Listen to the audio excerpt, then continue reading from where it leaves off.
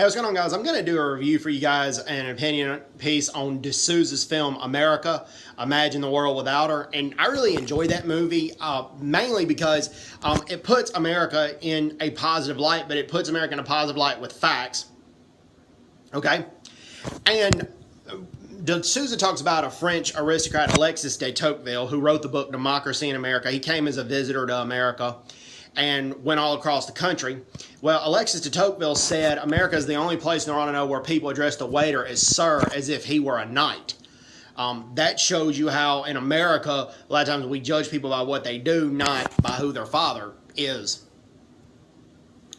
And also, and Alexis de Tocqueville did talk about that religion and Christianity was a good thing for America, and that they did see that there was charity in America, but it was charity through the churches. It was private charity, not public charity, that Americans helped each other out, that they lifted each other up. And I really like that part. And yes, de Tocqueville did note slavery, but he also said when he was on the Ohio-Kentucky border that when he saw Ohio, he saw industrious Ohio, and then he saw idle Kentucky. And the difference between the two is because Ohio allowed people to keep the fruits of their labor, and Kentucky, the slaves labored but didn't keep the fruits of their labor, and that was the biggest difference, why Ohio was industrious and why Kentucky was idle at that time. And I like that de Souza pointed that out. And de Souza does address the evils of slavery, but he also points out that the percentage of free African Americans that owned slaves in Louisiana was the same as the percentage of Caucasians in Louisiana. And he quoted the African American scholar Henry Louis Gates for that. And he notes that in America, entrepreneurship is not an outcast thing. And in a lot of other societies, it was like Islamic scholar Ibn Khaldun said he preferred looting to entrepreneurship because looting was more manly, in his opinion. And he also talked about how in India, entrepreneurs were second lowest from the bottom in the Indian caste system.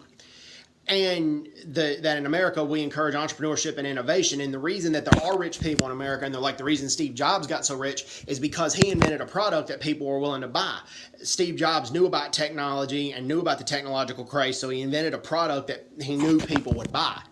And the same with Matt Damon. The reason Matt Damon is a rich actor is because people go to his movies, because he has an acting skill that pays off.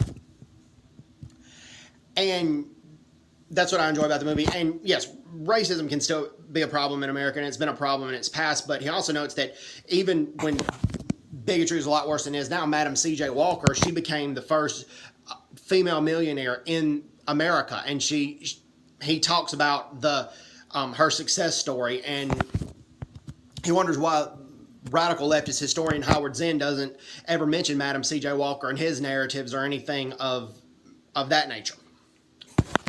Something that is right, yes, he does know that Columbus brought terror to the West Indies and to the Arawak Indians, but he says Columbus didn't land in the United States, which Columbus didn't, but America does not do itself any favors by celebrating Columbus Day, which I wish America would take Columbus Day out of its holidays.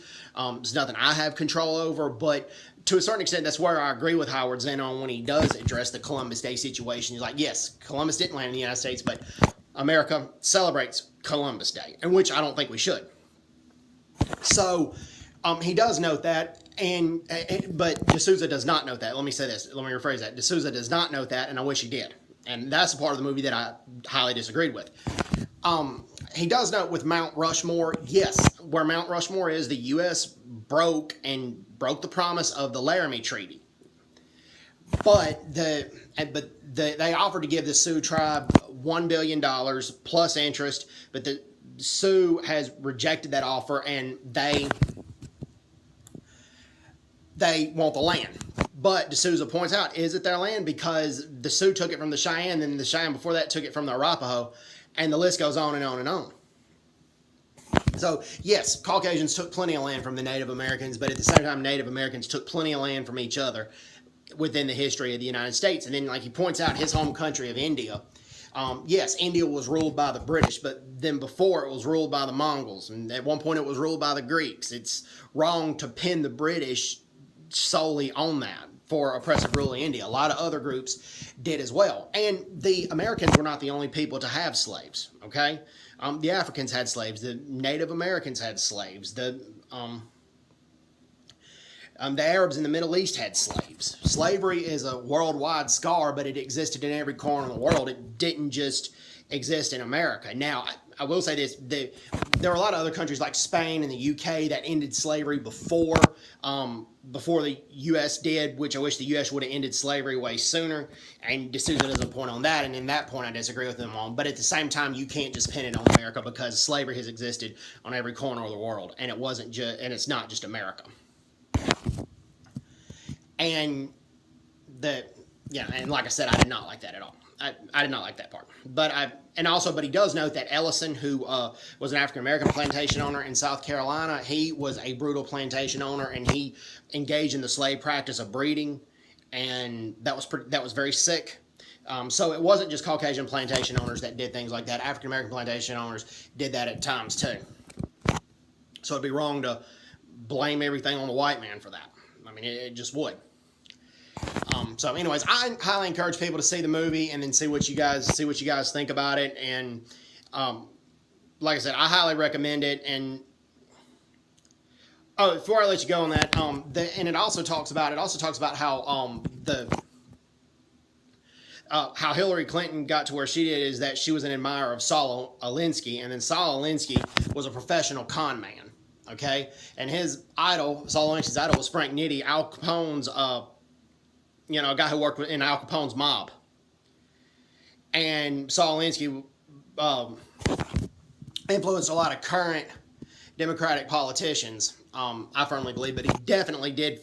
I firmly believe on that, but he definitely influenced Hillary Clinton, and that's been pretty much documented because she invited Saul Alinsky to speak at her school.